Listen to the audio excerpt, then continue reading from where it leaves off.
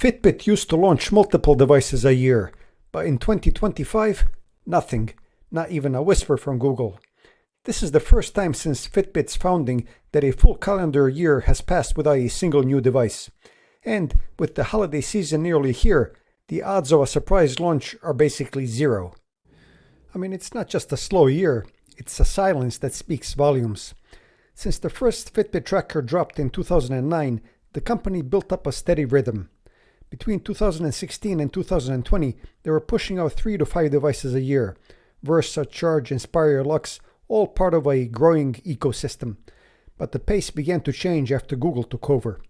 In 2023, just one Fitbit appeared. Same thing in 2024. This year, nothing. The last model to hit the market was the Fitbit Ace LTE back in May 2024, and even that was a kid's smartwatch. The Charge 7, which everybody expected to see in 2025, never showed up. IFA Berlin came and went in September with no Fitbit presence, not even a teaser, and the Lux line hasn't been touched since 2021. Even software support is slowing down. The Charge 6 got a firmware update in July. Since then it's been quiet. So what's going on? Well, the big picture seems clear.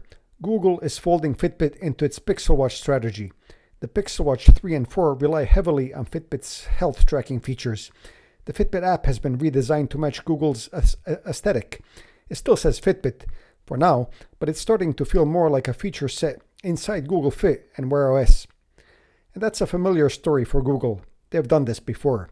Motorola, Nest, Waze, all big names, all eventually absorbed. The products lived on, but their brand identities were slowly erased. Fitbit might be on the same path. The Charge 6 and Ace LTE could end up being the final generation of real Fitbit hardware. Yes, Google insists it's still committed to Fitbit, but even their own public statements put more emphasis on how Fitbit improves the Pixel Watch than on Fitbit as a brand. Could Fitbit stage a comeback this year? Maybe, but time is running out. There are no rumors, no leaks, and no signs of activity. Support from developers and users seem to be dwindling too. At this point, Fitbit looks less like a product line and more like a legacy logo floating on top of Google's wearable plans.